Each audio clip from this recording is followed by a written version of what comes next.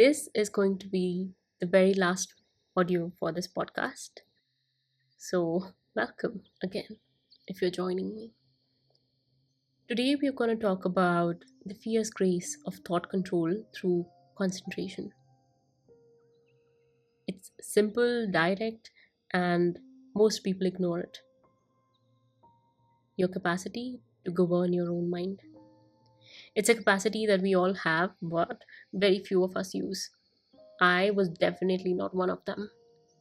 And without it, there's no real freedom, only endless reactivity, dressed up as personality, destiny, or even mood. And this audio is not about repressing your thoughts or fighting them. We did talk about this particular thing in the previous podcast as well. It's about learning to concentrate. That's it, that one pointed flame. So he says the mind, by default, is restless. It wanders, it fantasizes, flits, escapes, and resists stillness of all kinds. And in the modern world, it has endless distractions. And these distractions, they justify the instability of this mind. But Swamiji says that the mind can only be controlled by concentrated attention on one form, one thought, one object. So when you're beginning this process, you need something to anchor your awareness. He recommends starting very simply, and I can 110% attest the validity of this particular suggestion. It helped me also. Look at a flower or image of a deity or your guru or just divine light in your heart.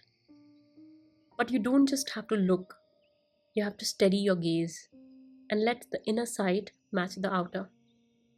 Close your eyes and hold that image. Do not let the mind run.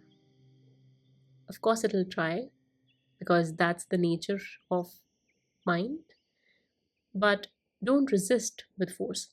Just redirect again and again and again, and with gentleness and authority. Because you are not the thought, you are not the mind either. You are the chooser of that particular thought. So, in the beginning, it can be very difficult, almost absurdly so, to stay on one single idea because we are not habitual of it. So, you'll have to simplify. Instead of trying to kill all thoughts, just decrease their number, diminish them. If you're trying to think of a rose, let your thoughts revolve only around roses. Let your mind think of different kinds of roses, how they grow, how they smell, what's made from them, who was the last person you gave a rose to, what all you can do with roses. And then you can even allow maybe other flowers to enter your mind, but no fruits, no vegetables, just roses, just flowers. The goal here is to stop the random mental wandering. Each time you resist a tug of randomness, you are rewiring your attention. It's slow, it's tedious, but it's very real. Once you start practicing, you'll realize how habitual your mind is of being aimless, how directionless it is. I think a lot of people, including me, of course, we struggled with finding what it is that we truly love, we truly like, what it is that is maybe our sole purpose. But if our mind is so aimless, it cannot direct its attention towards one single thing, how exactly can we find something that's maybe so precious to our journey as a human? Those are big answers. And here we are talking about beginning from beginning, because we have to make those foundations for our mind to give those answers to ourselves by ourselves, if that makes sense. What you have to do is you have to narrow this circle and keep narrowing it until it becomes one pointed. You go from many thoughts to related thoughts and then to single thought, to eventually the disappearance of the thought itself. It's called manonasa.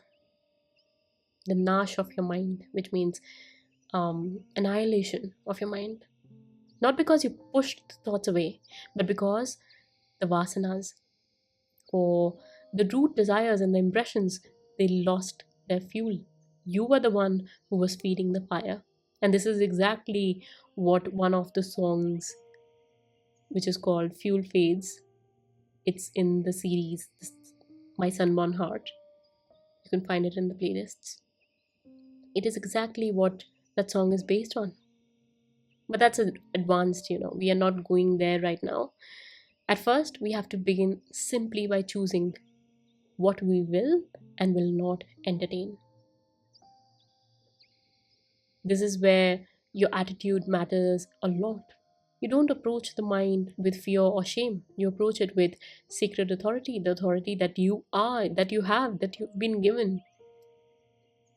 We often think that it's not under control. Of course it is. I used to think that as well, but I think that was a big folly on my part. I close myself to all lower influences. I open myself to all higher ones. He says, just repeat this line and it will start manifesting in your life. This attitude itself becomes like a shield. He emphasizes it becomes your habitual architecture, a mind that is no longer open to every stimulus, every memory, or even emotional trigger. I think we bombard our mind with social media, a lot of videos, even a lot of books, a lot of information. We were never tailor made for something like this. So I think we have to be very, very mindful of what we allow to enter our mind. And this technique, I find it to be very elegant. Over time, you'll see how many of your thoughts are not even yours. They're just echoes. They are energies or just imprints or unconscious responses that you're carrying, or maybe you're just picking up from people. So you stop cooperating. That's another of these methods. Non cooperation with the mind. Very elegant. Again, these methods, they are very simple and very practical. Everyone used to tell me to just observe the thoughts and let them pass by and all of that. I don't think that helps. You have to do that, but at the same time, you have to plant seeds for something that's good as well. You have to take other steps as well. If your mind says, let's say, I must eat sweets, I must eat a cake or a pizza, and you're on a diet, you have to repeat, no, I will not cooperate today. And if it says that I want to scroll or doom scroll, just say that no, I will not. I will sit and recite maybe japa or chant or maybe read a brilliant book, or maybe just not do anything, but at least not fill or feed my mind with something that's not going to serve me at all. So this is not self punishment, it's retraining. Your mind is like a spoiled child, and it's strengthened by being obeyed. So stop obeying. Let it throw its tantrum, it will learn. This comes from Napoleon method, by the way.